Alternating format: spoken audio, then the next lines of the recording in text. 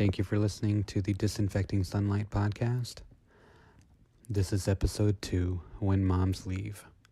Now, what you're going to hear in this episode is a lot darker than the first episode, but I'm hoping that you'll get out of it what I got out of it, and that's a lot of hope, and that's a lot of redemption. Also, be sure to visit our website at disinfectingsunlight.com. There you can sign up for our blog, subscribe to our podcast, which you can get on any podcast app that utilizes an RSS feed. So if you go to our website, disinfectingsunlight.com/podcast, the RSS feed link is there. You can use that in Apple Podcast, you can use that in Stitcher, and any app that uses RSS feeds. You can also download the Podbean app. Podbean is our podcast host. You can download their app, and every Sunday when the show is posted, it'll automatically show up in whatever app you select. You can also just listen directly on the website, disinfectingsunlight.com. Also on the website, if you shop on Amazon, if you shop at 1-800-Postcards, or any of the other advertisers that are there, if you simply click on the link prior to doing so, you will help support the show and it will cost you no additional money. Again, if you shop on Amazon, go to our website first, disinfectingsunlight.com, and click on the Amazon banner. It'll take you straight to Amazon. You won't notice anything different. However, we will get a small commission on the back end. Again, thank you so much for listening. I am just as excited about this episode as I was about the previous one. Today's episode will feature Mr. Joshua Korb. He is the recovering mother, Rihanna Korb's husband. He also has his own business, Korb's Custom Creations, and that's Korb with a K, which you can find on Instagram. He does magnificent things to wheels. I'd like to have a better way of describing that, but I'm just too gay to do so. I am not good with cars at all, but if you look at the before and after pictures, he can do some great things to your wheels. Again, that's korbscustomcreations.com. Now, I had asked him to be on the show, and he agreed to it. He has shared with me a lot of his story, but he's one of those people that has so much story to share. You could probably be with him a lifetime and not know everything about him, or at least about his story.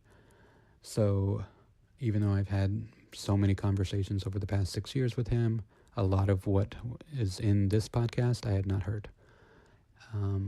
Some of the stories he's told me are sitting with me to this day. We recorded this just a few days ago, but it's definitely left a lasting impression on me, and I'm hoping it will have the same effect on you. So without further ado, Mr. Joshua Korb. Yep. All right. Well, here we go. Let's just dive right in. Tell me how you grew up. Unfortunately, I don't have a whole lot of memories from when I was real young, but my life kind of took a huge left turn when I was 10. That's when my mother decided she was going to rob the company that she was working for and end up in prison. I didn't really have a relationship with anybody else in my family besides her and my maternal grandmother. And at that point, she had already passed. So, yeah. I feel like it was a normal childhood for the most part. We moved around a whole lot. But you know, I was always in school. I don't remember her like beating me or anything like that. I vaguely remember her being loose. What's the word? Promiscuous. And we're talking about your mom here? Yes. I couldn't even honestly tell you what she looked like. Oh, wow. It's been that long. Wow. Now, you said you were moving around a lot. I too moved around a lot as a child, and I had a hard time keeping friendships because of that. Did you have the same issue? I didn't think so until I got older. Moving around so much, I gained the ability to almost immediately make friends. You know, I was very good at getting people to be my friend, but maintaining those relationships over some kind of significant amount of time has proven to be somewhat more difficult than making friends. Hmm. And did you come from a family of addicts? My father, he liked to drink a little, but I don't think he was an alcoholic or is an alcoholic. Kind of like what I alluded to earlier in text message, you know, one of the things that I've really struggled with has been memories that I've thought for the longest time were legitimate memories, but some of them turned out not to be accurate. And one of the longest running ones was when people would ask me where my mother was, I'd tell them she died of a crack overdose. I guess that was easier for me to say than my mother's a fucking thief and a piece of shit and she's in prison. I would venture to say that's pretty normal. I mean, some people dissociate; they just black out their memories altogether. I can't imagine that creating new memories would not be a similar defense mechanism. Yeah, I would think so. Yeah. Now let's see here. Now, when did your addiction start manifesting itself? Was it early as a child? Was it? Oh yeah. Well, I had my first interaction with a drug when I was 6. My neighbor where we lived at one point in Florida, she was my babysitter / you know, would be there for me if my mom wasn't available for whatever reason. And I walked in on her and her boyfriend or fiance or whoever shooting up speed in the living room. Oh my God. Yeah, and here's the mentality of a meth head. They forced me to do what I equate now to a bump, but back then at 6 years old it seemed like a huge line. Wow. At 6? Yeah, at 6. And it yeah, I don't remember a whole lot of it. I remember playing like I never played before. I don't really remember. I don't mean to laugh, but I can just imagine. Yeah. I mean, I went hard with them fucking G.I. Joes, man. I'm just thinking of a little boy on a merry-go-round, just woo. Yeah. And wow, 6 years old. Yeah, started smoking pot at about 10 to 11, somewhere around there, and never really got into alcohol, man. I just never liked it. You and I both. It's one of the things I've been able to put down and never have a desire to pick back up. Yeah. Yeah. I would say in like my entire life, I've probably drank with the sole intent of getting wasted or forgetting something like 2 or 3 times. And at 41, that says a lot. I never had that experience with drinking. As much as I wanted to, like I just couldn't. The one time I got drunk, it was so boring. I'm just like, wow, people like this feeling? Exactly. I always felt depressed and slow, so anything that slowed me down even more was just kind of worthless to me. Yep. So, yeah. So when did your addiction cross over from being kind of functional to non-functional?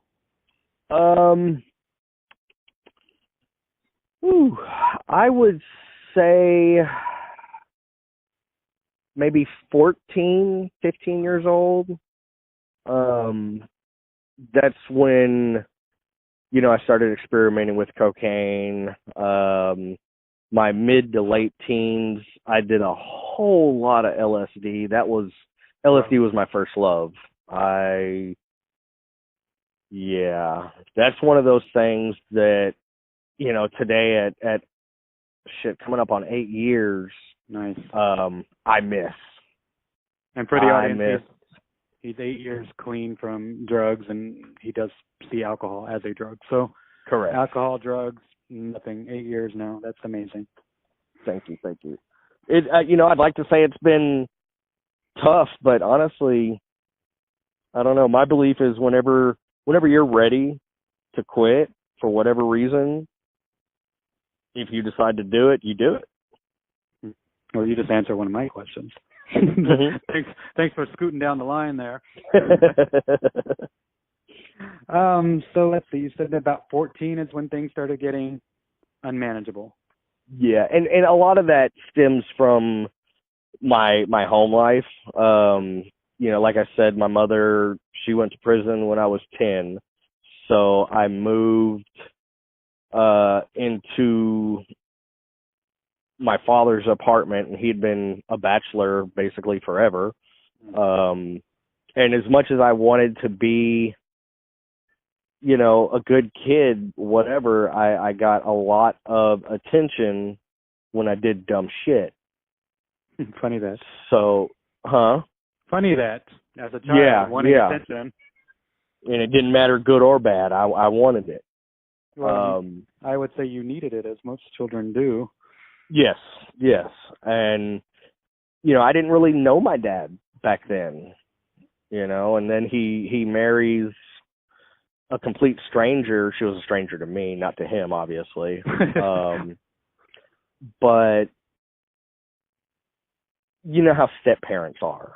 Yes, I do. And the way kids react to step parents. And it was very by the book, That's how it was. She wasn't my stepmother, she was my step monster. And I was a shit, so, but yeah, I started stealing their cigarettes because they would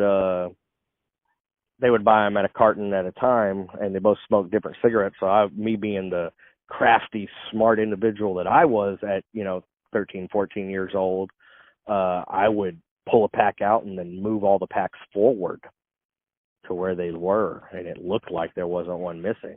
I was smart. Well, I was going to say they raised you right, but I don't mean right in the right way. Yeah, I come from a long line of manipulators and convicted felons, so that makes two of us. Yeah. Welcome to the club. Now let's see here. Now, was there any physical, any sexual abuse in your childhood? Again, there's that gray area. I have two half sisters from my mother, not my father. Mm-hmm. And I have this vague memory of sleeping in bunk beds with the two of them, and of course there was three of us in a double bunk bed. And I have these memories of being fondled / attempted sexual encounters, mm-hmm. Initiated by my older sister. Mm. Given my track history, I don't know if that's accurate or not. Mm. Well, I am really sorry to hear that, and thank you for sharing that. I can't imagine that was easy to say. Oy. That's the funny thing, Paul. Over the years, I've dealt with all of these things repeatedly. And that's how I find these new figments, is talking about them. Well, that doesn't add up. So, well, it's funny you say that, because and you've known me, for 6 years now, but I thought the same thing. Like, I thought it was over a lot of the crap that I went through in my childhood. It turns out, through some therapy this year, some really intensive therapy, that no, I've just compartmentalized it, which is another kind of technique that we do to protect ourselves. And now I'm feeling all that shit, and it's not fun. And I pray that you're right, and I hope you're right, and that you have worked it out, and you've not just kind of put it to the side in your mind. Yeah, protect yourself, because it's not fun at all. No, it's not. I mean, like the big one, when it all started. This is a crazy story, Paul, and this is since I've been married to Rihanna. and I probably even told you this when we met. I was under the impression for like the better part of a decade that I had gone to college and graduated with an associate's degree in funerary sciences. And that I had been a mortician. Uh-huh. And that I had my license stripped from me in 2005 when I caught my first speed case. Oy. None of that happened. Even the speed case part? Well, the speed case did, yeah. But I've never been to fucking college, dude. Wow, but you honestly believe that you were? Yeah, I can tell you how they embalm a body, Paul. Wow. I can tell you step by step how to do a facial reconstruction on a gunshot victim. Wow. Now, you know I'm obsessed with Brene Brown, right? I'm always quoting her. She calls that a confabulation, a lie told honestly. Yes, exactly. It's crazy. Now, did you ever do that as a kid to like maybe other kids? Like, oh, my mom, you know, she's a supermodel, or I don't know. Did you ever? Not that I remember, but I also remember, and this is what's kind of worried me the last few years. My mother has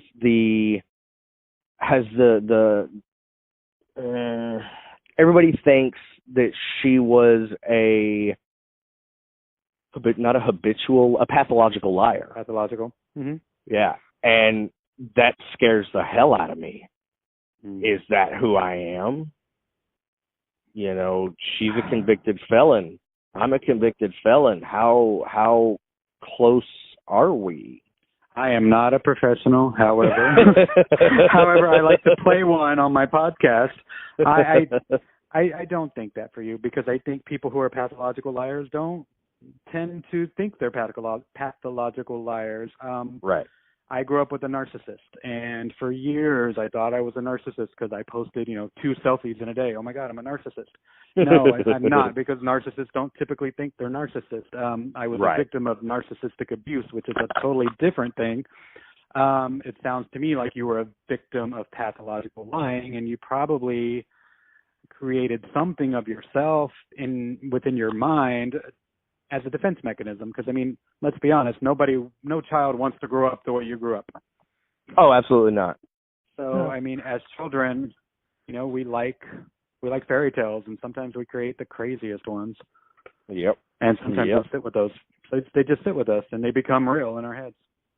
And I've heard, if you repeat, kind of like with a mantra, if you repeat something long enough, you will believe it. Oh, absolutely. And I guess it also goes with figments as well. I wouldn't doubt it. I certainly wouldn't doubt it. I mean, because the whole point of therapy is to go back in and find your thoughts and change the way you react to them. So I would imagine it works the same way. Yep. Now, there's been many of those. Give me one. I mean, therapies. Oh, therapies. Well, that's good to know.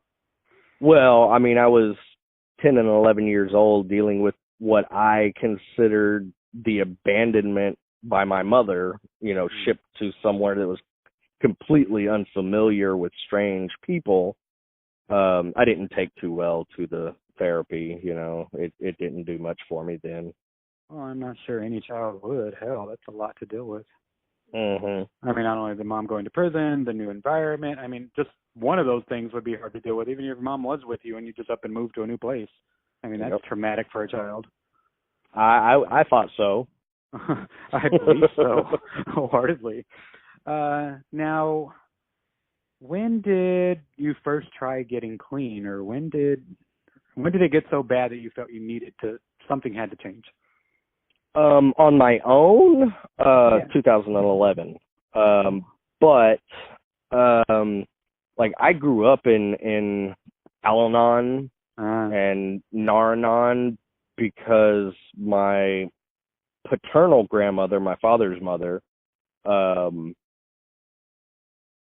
something in me, and my grandfather on my mother's side was an alcoholic, and everybody thought that my mother was an addict. So, yeah, I've been going to meetings as long as I can remember. I'm right there with you. I used to be the kid that would be running around the AA meeting annoying everyone. Yep. If only I knew.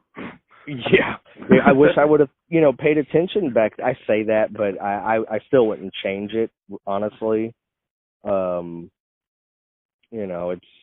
I went in 2001 to the Right Step and stayed clean for about 18 months, but the clean time didn't start until like 2 or 3 days before I was discharged, because the guy that I was rooming with at the Right Step had a secret stash in the fireplace there.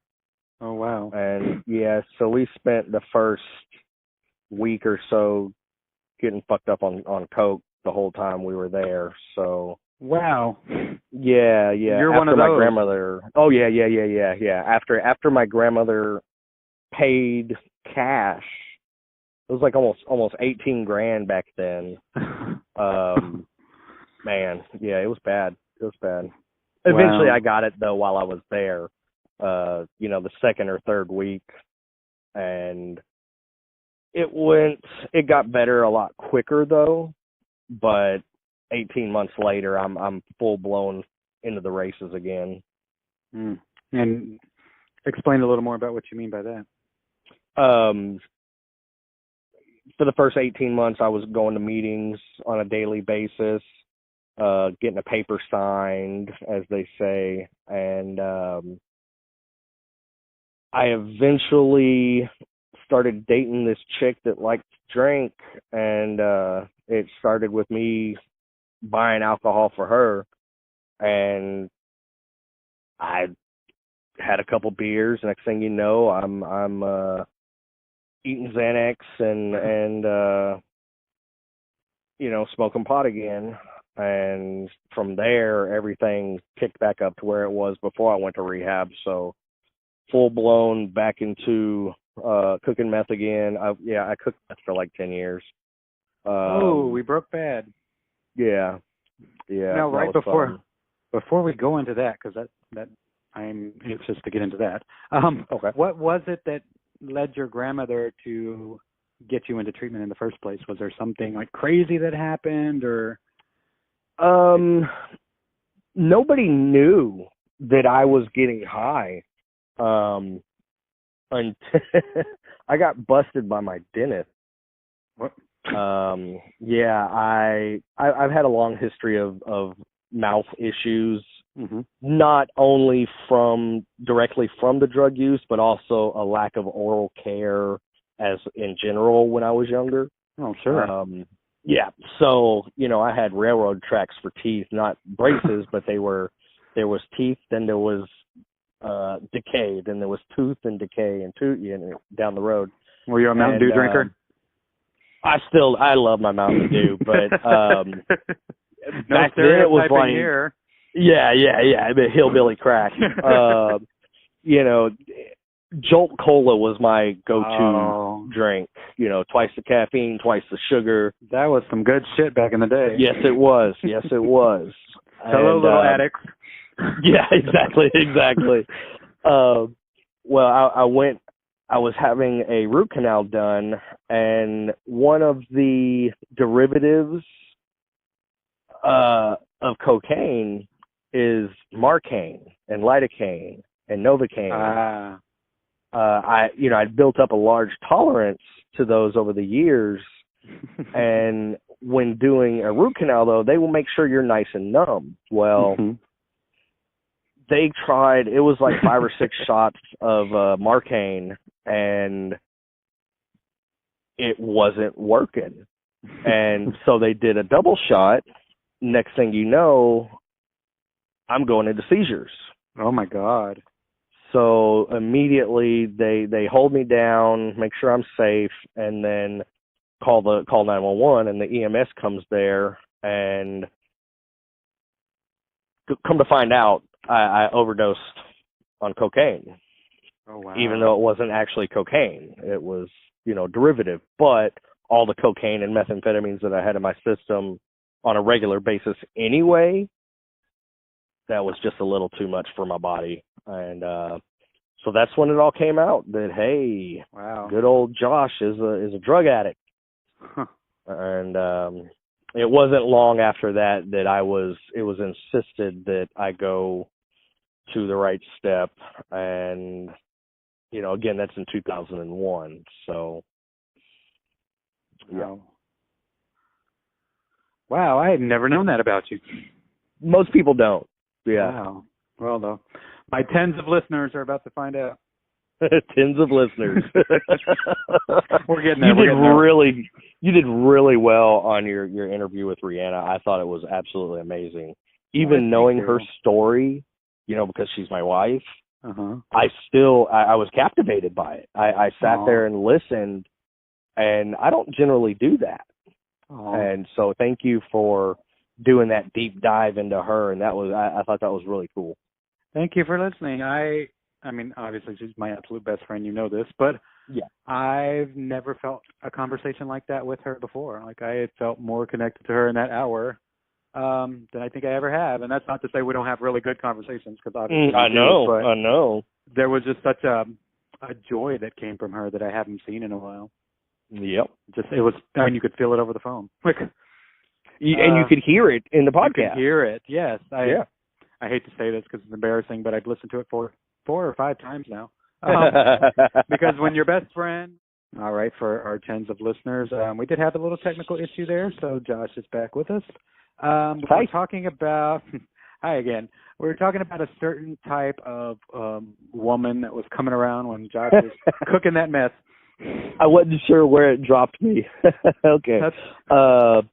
Well, so I took my buddy's sister out, his younger sister, and we went to Bennigan's of all places. Hey. And, me not being a drinker, she had a child about a year previous, and so she had been abstinent from everything, since she had just been breastfeeding and yada, yada, yada. Mm-hmm.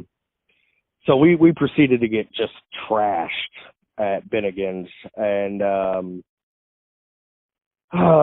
this was after being up about 3 or 4 days on meth and a handful of pills and pot. And anyway, so we leave. I go to take her home, and I distinctly remember the hostess on our way out asking, "Are you sure you're okay to drive?" And I'm sure I slurred something along the, yeah, I got it. Yeah, going home. And anyways, they find me after I abandoned her. Apparently, we've got a train going by. Let me hop in a vehicle real quick. Oh, we live, as you know, like half a mile from a very loud train crossing. Oh, you're fine.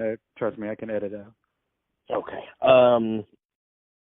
According to the police report, the police were called when I abandoned her at a gas station when she went in to go get cigarettes, and I apparently just drove away. Oh, wow. They found me unconscious, non-responsive, about a quarter of a mile down the road, pulled over off the road onto a grassy area on the side of a freeway. Wow. Yeah, driver's door was open and my legs were hanging out, and I was asleep, unconscious, up against the center console. And wow. That was the last moment of freedom that I remember, was going out to dinner. Wow. But so they caught me with a little bit of speed. No, this is 2007. They caught me with probably close to 6 grams of speed. Oh, wow. Which obviously is a felony, second-degree felony. A lot of my cookware, my glass and burners, a couple ounces of pot, several different variations of pills, and some ecstasy. 7 felonies were distributed that evening to me. And yeah, that changed my life forever right there. It sounds like it. Yeah. But that began my trip to the Texas Department of Corrections, and a nice 3-year visitation to a bunch of hell. Yeah. Ooh, let's go into that for a little bit. Okay. So, what was that like? Prison fucking sucked. I mean, I was living in Montgomery County at the time, just outside of Conroe.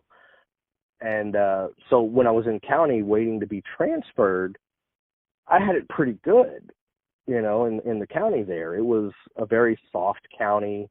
You know, I was on the road crew, so I was able to go out and, you know, pick up trash on the side of the road, which was a highlight of your day when you're locked up. That's amazing experience. Wow. But when they called my name, said, here's all your information, what you can and can't bring when you go to TDC, it hit me.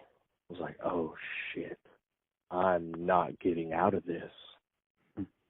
And part of me had always hoped that I was going to be one of those that, you know, just spent 18 months in county jail and then got paroled out through the county, because that does happen.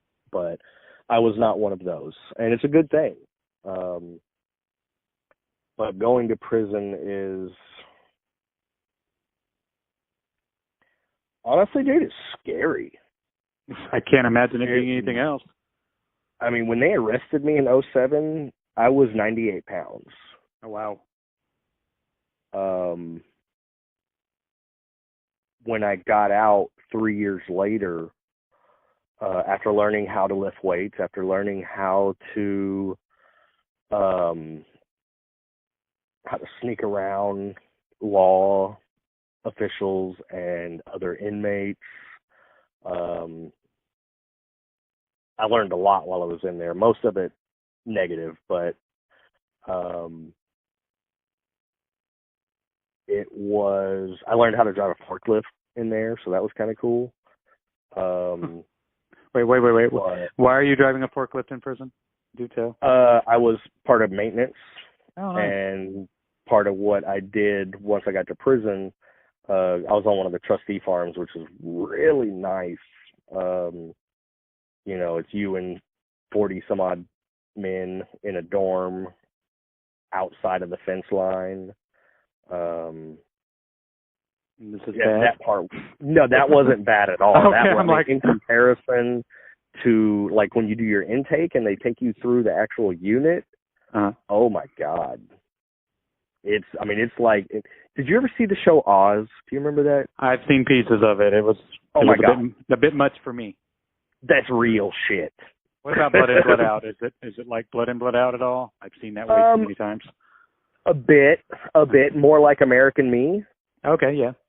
I am Mexican. That is required viewing.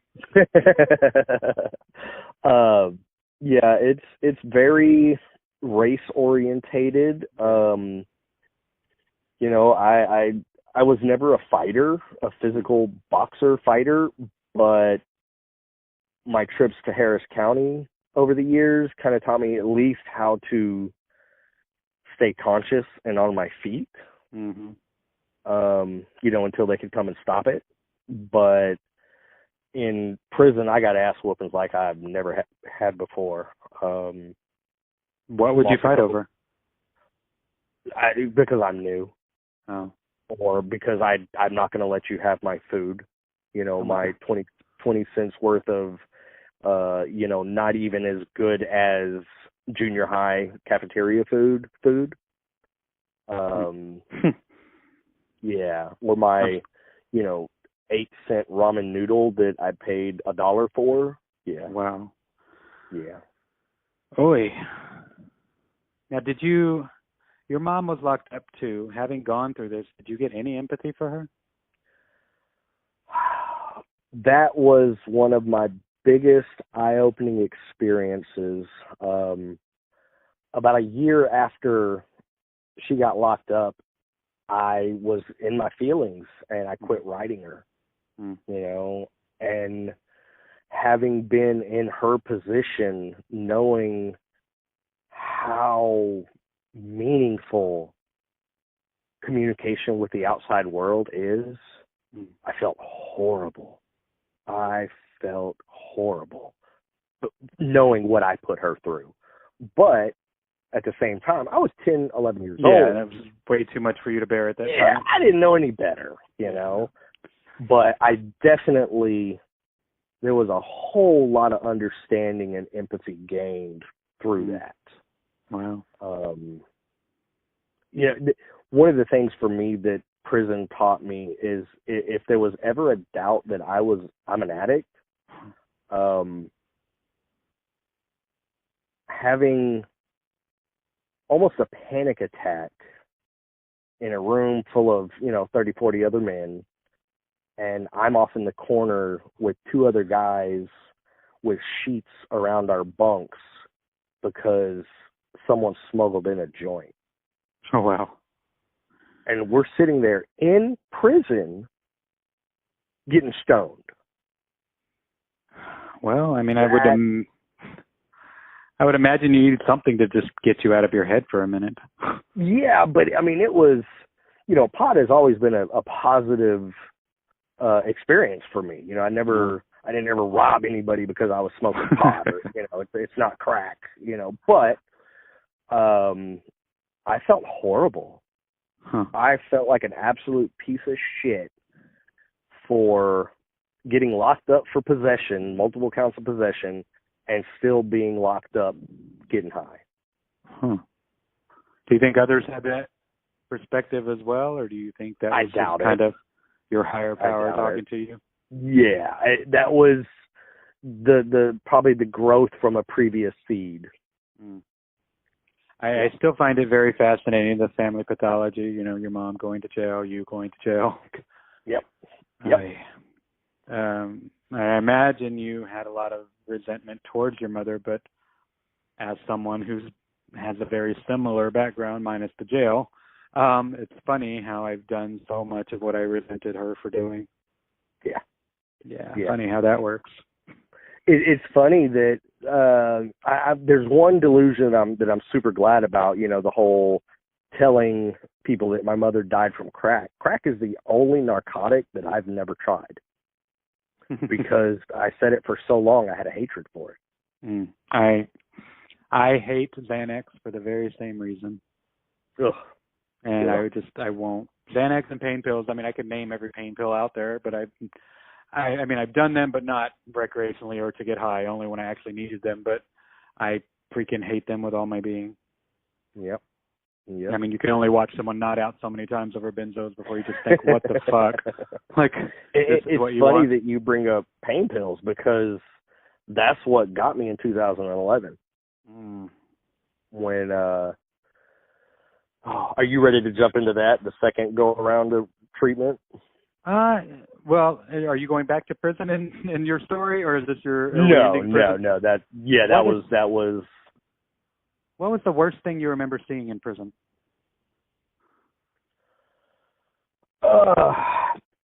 So I was in one of my transitional facilities.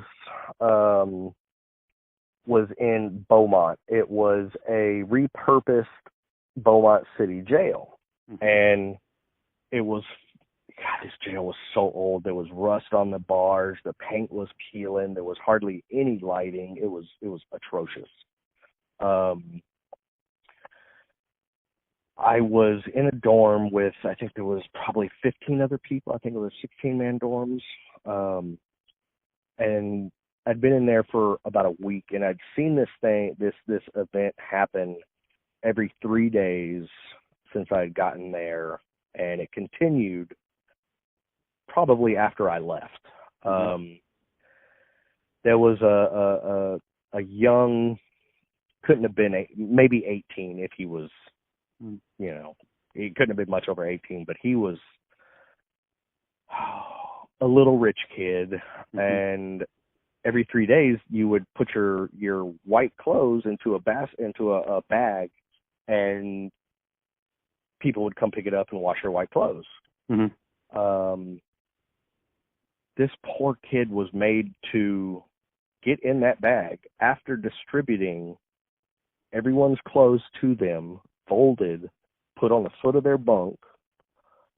He had to crawl into this bag while a group of 4 or 5 other grown men would kick the shit out of this poor kid. My in the God. bag while it's tied shut. I tried so hard. Just stand up and take a swing. That's all you got to do. Just fight back. And he never did. I honestly had my doubts, because he was looking at like 20 years. And I had my doubts if he actually survived through that. God. You know, it was scary for him. I felt guilty for being white. You know, that's one of the few times I've ever felt guilty because I'm a certain color. So he wasn't white? Oh, he was white, and so were the white guys that were doing it. Oh. That's the fucked up thing. What? Yeah, exactly. Oh. Was it because he was rich? Or small? Or just easy to pick on? Yeah, he just had no backbone. You know, so they destroyed him. God. You know, the stories, the nightmare stories you hear about people being raped and sodomized and, you know, blackmailed and sold into slavery in prison, that shit's real. Yeah, I believe you. I come from a family of felons, so my grandfather was in the penitentiary for, a decade. So I've heard all the scared straight stories, you know. But I've never heard anything like that. That will sit with me for a while. Wow. Yeah. Oy. Whew. Josh, you know me. You know that's going to sit with me for a while. Yep. Damn. Okay. The feels, man. The feels. I've got all the feels in a podcast to record. Okay. So tell me. So you got out, and how? Tell me what you were going to talk about a moment ago. Okay, so 2010, finally off what little bit of parole that I had after 3 years incarcerated. I started playing paintball because I needed something, you know, I needed an outlet. And a guy that I was in another fellowship with at one point, used to play paintball. So I went and tried it and ended up meeting a good friend of mine, still is a friend today. Oddly enough, his name is John Wayne. And he is, at the time, he was the best paintball player I'd ever known. Granted, he was the only paintball player I had ever known. But I started working for the company before the one I'm at. I did fire and water damage restoration on homes and businesses. Wow. You know, like Serve Pro and things like that. And I was good at it, man, because I love tearing shit up. It was fun. But eventually I had to get out of that. And then I started fixing wheels, doing what I do now. And in the beginning of 2010, I injured my back at work. And I went very quickly from 1 to 2 Vicodin Lorceps a day to, in September of 2011, between 60 and 90 a day. Oh, my God. Yeah. Kidney and liver were almost destroyed. Nice. When I got my vitals ran after I got locked up. After I got into the right step again. They said if I'd have stayed out much longer, I probably would not have survived without dialysis. But it's crazy because, like, at the time, though, Paul, I had everything I wanted. I was making, $1,500 a week, living at my grandmother's house, no bills. All the good quality pot I could smoke, and I mean, I had money to blow and a pocket full of pills constantly, and I felt like I was happy. I felt everything was okay. I mean, that just goes to show you that it's really not about so much what you want. If that disease wants you, it's got you. That's right. Because like you, I'd always hated pain pills. Mm-hmm. Hated them. But when you can't get out of bed before downing 20, 25 Lorceps or Norcos, you got a problem, man. Huge problem. I would say so. I mean, I'm not a professional at this, but and I've never been religious by any stretch of imagination. I've done a lot of research on religions, different theologies. Being incarcerated for so long with nothing to do, you have a lot of time to read different faiths. And I've read a bunch. And I just want to pause and say I love that you're reading. I just love people that read. Oh, yeah. That explains to me why you're so freaking smart. One of my biggest pastimes when I was incarcerated was Scrabble, man. No, I know. You're the only one that can beat me. That's right. I destroy shit at Scrabble, man. Hashtag resentment. You and most other friends, yeah. Rihanna won't even play Scrabble with me anymore. Oh, I can't imagine. I beat her mom and her dad one Thanksgiving. Oy vey. And yeah, that wasn't my proudest moment. Y'all, I'm not Jewish. I pretend to be sometimes. It's just one of my things. I say oy vey like I'm Yiddish or something. And I don't know. I speak a little Yiddish here and there. I do want to define one term that you said, and just for our folks that aren't in recovery or versed in the lingo, a fellowship is just like your AA, your NA, your SLA, a 12-step recovery. It's a fellowship, but I hate to use the word to define what it is, but that's what it is. It's like a 12-step group. They call them fellowships. Thank you. I forget sometimes that not everybody is in a program. Hey, here, everyone needs one though, I swear. Now, you did mention God a bit, so you kind of hit on one of my questions. Now, you're not religious. I completely understand and respect that. How do you define God? Good, orderly direction. Nice. When I first got clean this time, one of the missing components, I got baptized in prison. Wow. Like submerged and everything, by a non-denominational organization. And I tell you what, Paul, I was on fire for Jesus. Hey. And you sure it wasn't the Houston Heat? Yeah, it very well could have been, because we didn't have no air conditioning then. No offense to my Christians, that was just a joke.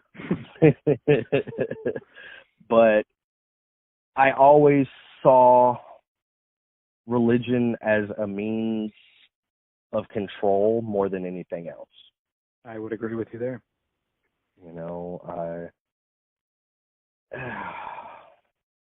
It even talks about that in the Bible. Funny that. I like to say my goal in life is not to be Christian, but to be Christ-like, and that's what I strive to be. Yes. To be loving and to allow yourself to be loved. Exactly, and to hang out with the people that other people don't want to hang out with. That's right. He hung out with prostitutes and sinners, and I'm not going to go and sit around and be with a bunch of pious people. No, thank you. That's right. Sorry, he said judgingly. Most of them are hypocrites. I hate to say it. Hey, That's a whole nother conversation. Now, Yep. what is your clean date? And that's just the day he stopped using drugs and hasn't looked back. What is your clean date? The last day I ingested any illicit substances was September the 19th, 2011, which includes pot or pain medication, any inhalants, or alcohol. Any mind-altering substance? Any mind or mood, well, I can't say mood-altering, any mind-altering substances, yes. Oh, I hear you. At least, an antidepressant or anything like that. Exactly. And obviously you don't count the first day because it was still, I'd used that day. So the 19th was the day I went into the right step for the second time. And so the 20th is my day. Nice. Now, obviously relapse is a part of your story. Why do you believe you got it this time and not that time? A lot of it has to do with how I got into it this time. Like I said earlier, I was forced into recovery, into abstinence every time prior. On the 18th, no, I think it actually may have been the 19th. No, it was the 18th because I went the next day. The 18th of September, I'm standing at work in this little travel trailer that I used to repair wheels in. Pocket full of money, pocket full of pills, bunch of pot, and I, out of nowhere, I fell to my knees. Honest to God, freaking truth, I fell to my knees and started uncontrollably sobbing. And that's not something. It's not something I do. Sounds to me like surrender. It was defeat. I'd admitted defeat. I didn't know it at the time. All I knew, and I went and talked to my grandmother. I left work early. Went home to my grandmother, still crying. An hour away, still crying when I got there. And I begged her. I was like, I know I messed up. Come into my bedroom and walk with me while I throw away these, 300-400 pain pills and flush them in the toilet. And just when I thought I couldn't cry any harder, watching those green and yellow pills flush, I have never cried harder in my entire life than that moment. Well, yeah, you're losing your best friends. Everything, yeah. I mean, a lot of people don't get that, man. When you get clean, it's important to mourn that loss because, most of us, we were closer to the drugs than we were to any person. Well, yeah, because the drugs loved us until they didn't. That's right. It's funny, I was at a group last night, and the topic was grief, and that was brought up. Interesting how that comes back into play. Paul, maybe you need to hear this. Let's see here. Now, aside from the obvious addiction, do you struggle with any other mental health issues? I never thought so. But after having kids, apparently I have anger issues. I had no idea because I'd never. Maybe when my buttons were like pushed and pushed and pushed and pushed and pushed over a long period of time, and I finally snapped. But this is more ongoing, constant. On the edge all the time, and it's crazy. Now, I've always been taught that anger is a secondary emotion. Do you think there's any pain or anything underneath that? I don't know. What I always kind of brush it off as, Rhiannon and I, we both kind of took a step back from NA, for the last couple of years, and a huge part of my social life disappeared. Honestly, all of my social life disappeared. but I never had a model of what a father was supposed to be. You know, if I did, I didn't recognize him as that because we had our issues with my father and I. Sure. But yeah, anger is really the only mental issue. And I don't know that that's a mental issue. It's probably more of a behavioral disorder. Well, it's definitely a feeling. Yeah. Oh yeah. Now I heard two different things there. I heard I lost my social life and you didn't have a father. Yeah. So is both of that kind of contributing to your anger? I would, not so much that I didn't have a father, just that I didn't know, I'd never learned from a father how to be a father. And why anger? Anger's the easiest. You know, anger is the easiest emotion to express. Well, particularly for you, where you come from, that makes complete sense. Yeah. Anger got you attention as a kid. Absolutely. Absolutely. And then I can imagine losing your social life is not all that much different than having to pick up your stuff at 10 years old and move away and lose all of that again. No, not real. I mean, it was a little different. At least then I had some tools. You know, I knew I had friends that, you know, if my ass was on fire, metaphorically, of course, I could pick up the phone and call. True. You know, I still have the same sponsor. Nice. Granted, I haven't spoke with them in a long time, but let's call your sponsor. Yeah, exactly. Sorry, I feel obligated to tell you that. It's been less than a year since I've talked to him last. It's been a few months, probably a good 6 months though. But yeah, man, anger is always easiest now. Well, I asked Brianna the same question, but I'll ask you. Having stepped back from the fellowship, having pulled away just slightly, how is that affecting your character, your personality? I'm still honest. I still live by my morals. Really, the only change I feel has been the anger, and that's really only been the last couple years, the last 3 years. So I mean, it was starting to poke its nose before we stepped back, but it probably has been exacerbated by you know, lack of human contact outside of work. I get that. I completely get that. Whew. Do you journal at all? No. I did for a while.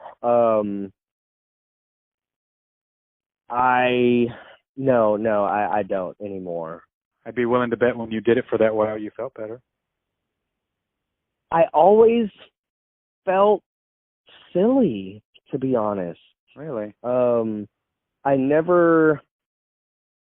The only time I ever really feel like I got anything out of journaling was, again, back in my teenage years with the LSD. Oh, yeah. You know, because I always had these freaking epiphanies, Paul. I knew the answer to life. The problem was, you know, when I sobered up, I couldn't remember it. Well, I do not suggest going back to LSD. No. I'm too old for that shit now. Especially where you live. You live in the middle of nowhere. I can't imagine what you'd see coming out of the woods. Yes. No, thank you. Now, what's the worst thing you've stayed through clean?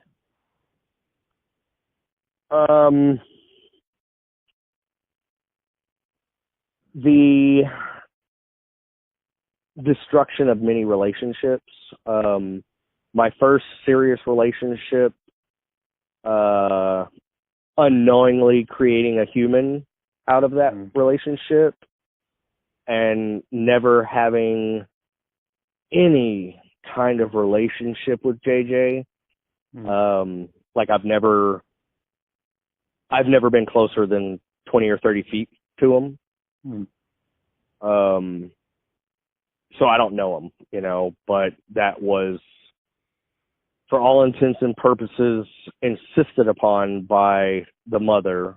And, you know, he doesn't have my last name. There was a hidden wedding in a backyard somewhere. That way the baby could be born with another name than mine. So there's that. That doesn't really plague me much anymore. The funerals that I've gone to since I've gotten clean, sponsees. I've lost 2 sponsees years after that sponsor-sponsee relationship dissolved, but it never gets any easier.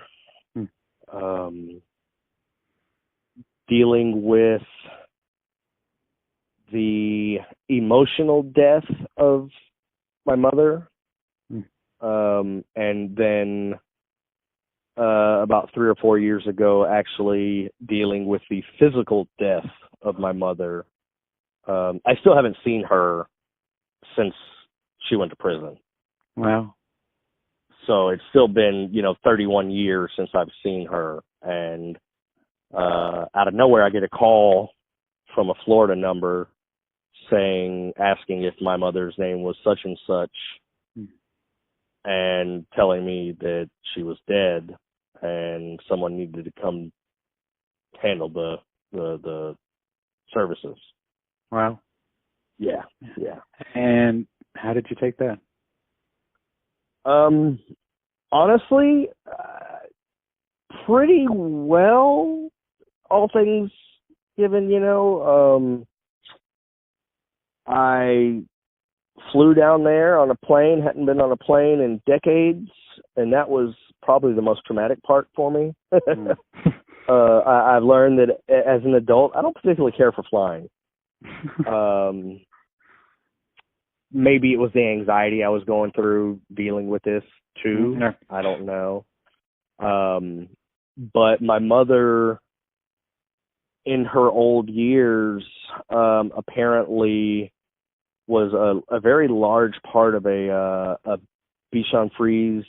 I never learned how to say that big gay word. poofy dog. Yeah. And she had like 5 of them at her home. Wow. And nobody really knows how long she was dead before. It couldn't have been but 2 or 3 days. It wasn't that long. But the conditions that her and these dogs, it would have been a very nice house. Very nice. Sunken living room, tile and granite throughout, beautiful, 3 bedrooms, backyard was nice, blah, blah, blah. Half the carpet was torn up, assuming something to do with the large amounts of urine and feces on the floor. I don't know if that was there. Judging by the smell, I think that's been there for a long time. But there was literally urine soaked up into the sheetrock throughout the house. But I had to go through there after a uncomfortable plane trip.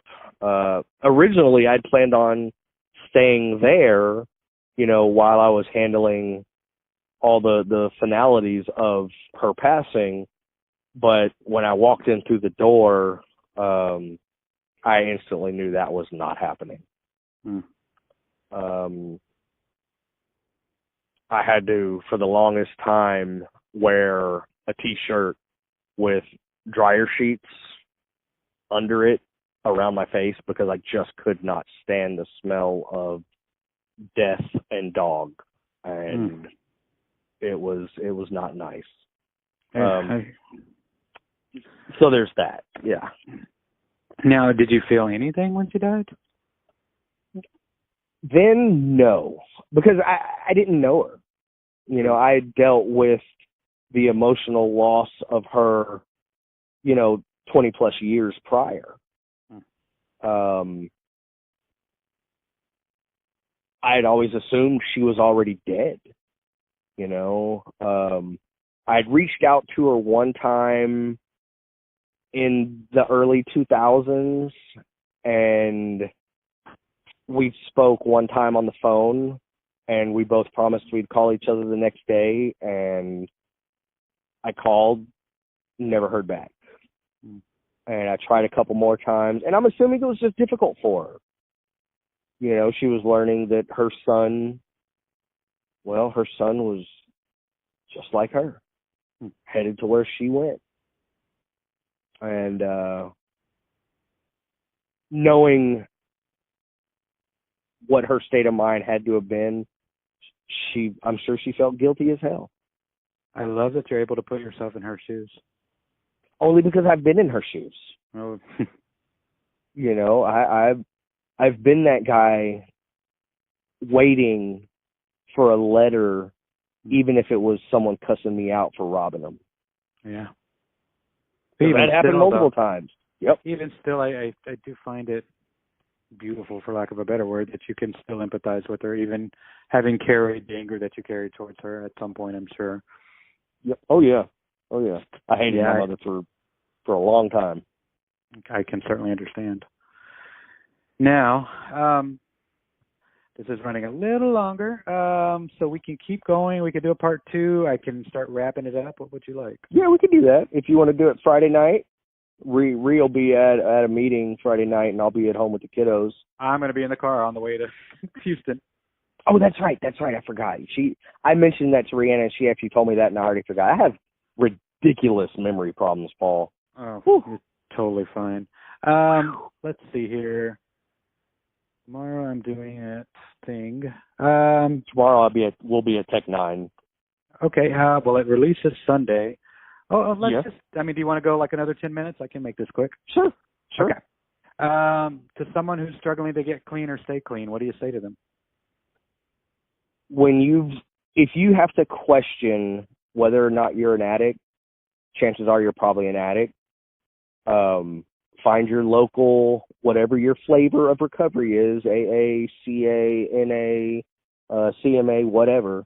Go find like-minded people and give yourself a chance.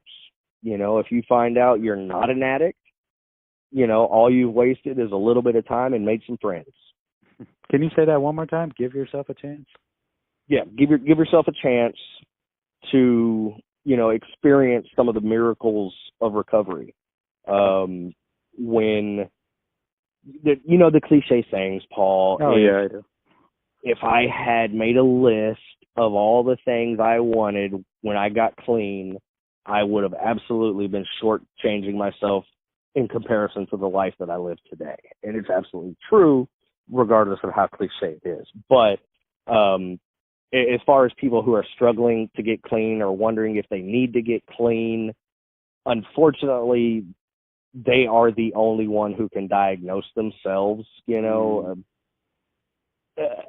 against what the medical profession says, because nobody can tell you're an addict but you, period. Amen to that. Now, knowing the vulnerability it takes and the perception to many men that vulnerability equals weakness, do you think it's harder for men to recover? Maybe initially, but once the fear of opening up goes away, and that's pretty quick in my experience. You know, I was a man's man. You know, we didn't talk about feelings. We didn't cry. You know, like you said, those are weaknesses.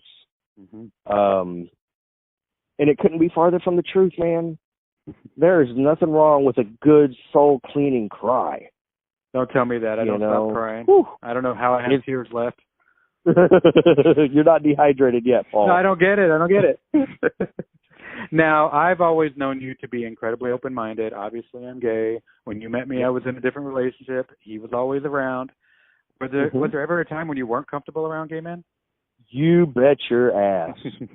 Woo. I know the answer to this question, but I was a hell of a homophobe, man. I really was. The biggest issue I had was my own. It was ignorance. And, you know, I knew a lot of gay people when I lived on the streets in Montrose. You know, I was high all the time, though, so it didn't matter. I didn't care what you thought. You know, we were getting high. That's all that mattered. And, but when I was in the Right Step, they took us to what now I know as PSTB. Hey. And I was just morally offended. You motherfuckers, why would you take me in here with all these faggots? And that's exactly what I said in an open room. And I walked out. I walked back to the Right Step from PSTB and, you know, and took the punishment that warranted by the facility. Man. But, God, it's crazy. And it's just ignorance, Paul. Ignorance. My closest friends today, 75% of them, 80% of them are gay. Go figure. You know, I mean, man, I've made my peace with who I used to be. You know, for me, that's been the most challenging and rewarding part of this entire process. It sounds to me like you're living the how of the program, the honesty, the open-mindedness, and the willingness. Yeah. Maybe not so much willingness as much as I used to, but we'll get there. Yeah. I'll get back there. Yeah, for sure. It's like a pendulum. It's always kind of swinging back and forth. Trust me, I get it. Everything is cyclical. Everything is cyclical. So we're kind of do a quick round robin here. So just answer these as quickly and with as few words as possible.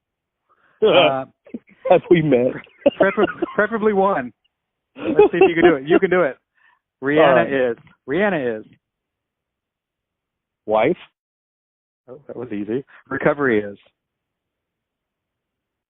Breath. Ooh, being a father is. Rewardingly difficult. Sure. Freedom is. Mandatory. Ooh. Josh is. Loved. Oh. Get a little weepy over here. Okay, now this question I totally stole from Oprah, but it's one of my all-time favorite questions. You can answer it as long as it takes you.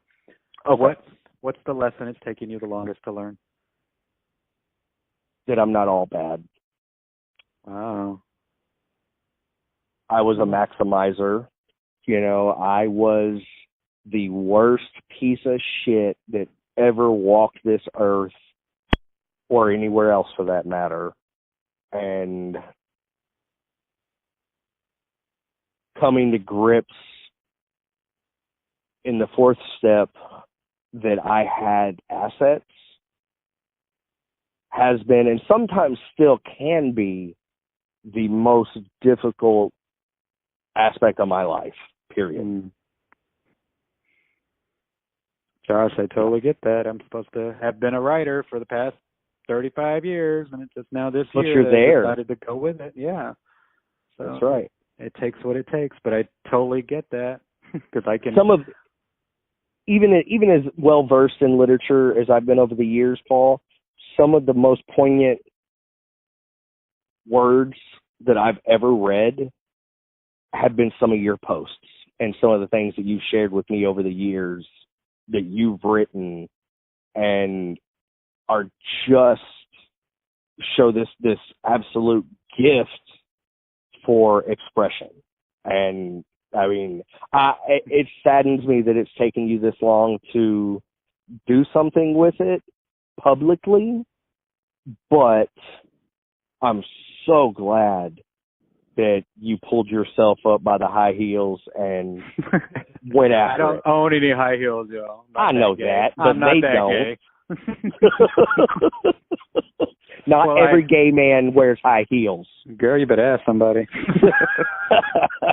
But I so appreciate that. If you only knew, like I wasn't really allowed to talk as a child, so writing was me talking.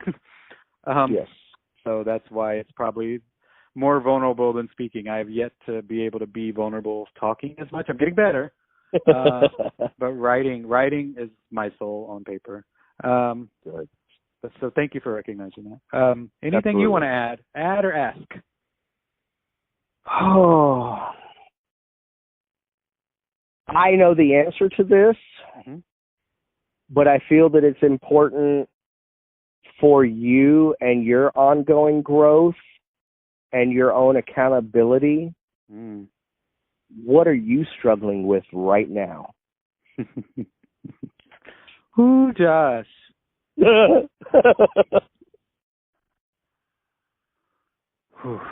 I am currently struggling with my own self-worth, whether or not I am worthy enough to do what it takes to live the life that I was meant to live in every capacity. Yes. And that includes what I do to myself and what I allow others to do to me. I have not always been good to myself, and therefore I continually allow others to be bad to me. And that is what I'm struggling with right now. On that, there's a phrase that I've adopted ever since I got clean this time around, and it's true for both of us and most addicts in general, really. But it kind of shows the depth of what we do to ourselves. The phrase is, if any living person would have done the things to me that I did to me, I'd have killed them. Bottom line. I would have murdered someone for doing the things that I willingly did to myself, and somehow miraculously have not only survived but thrived, not in spite of, but because of. Damn it, I was waiting for your Oprah moment, and there it is. You ended on the perfect note. Wow, that was good. I needed that in so many ways. You know, but the audience doesn't know. By the way, Paul, I don't know if you can hear her, but Bean says hello. Oh, Bean says they're cat. Yeah, I love cats. I absolutely love cats. Well, Josh, it's been such a pleasure and an honor to hear your story. I thank you so much for sharing it with me. I do honestly believe that you share your story with those that have earned the right to hear it, and the fact that you are willing to share it with me makes me feel good, and I appreciate that. My pleasure, Paul. You're always one of my favorite people, and anything I can ever do to help, I'm always here for you. And I know that episode was a little darker than the previous one, but I'm hoping you got out of it as much as I got out of it. That was a very dark story, but it was also a very redemptive story. Again, most of those stories I hadn't heard. Josh has told me some horror stories, but the story about the young man being kicked in the laundry bag has sat with me since I recorded this. I cannot imagine being that boy, that young man. I don't even want to imagine it. Now, if you're a mom and you're struggling with substance abuse or any kind of criminal activity, maybe you'll hear Josh's words and see how children are affected by those actions, and maybe it will encourage you to seek help. If you're struggling with addiction, surely there's a meeting in your area. You can go to NA.org, Narcotics Anonymous, NA.org. You can go to AA.org, that's Alcoholics Anonymous. As long as you're still breathing, there's still hope. Again, if you wish to support the show, please visit our website, disinfectingsunlight.com. There you can click on one of the banners. Amazon is certainly one of the more popular shopping destinations online. If you click on the Amazon link and shop on Amazon.com from that link, you will help support the show, and it will cost you nothing additional. So if you're going to place any orders on Amazon anytime soon, please visit our website first, disinfectingsunlight.com, and click on the Amazon banner. Thank you so much for listening. Remember, stay in the light.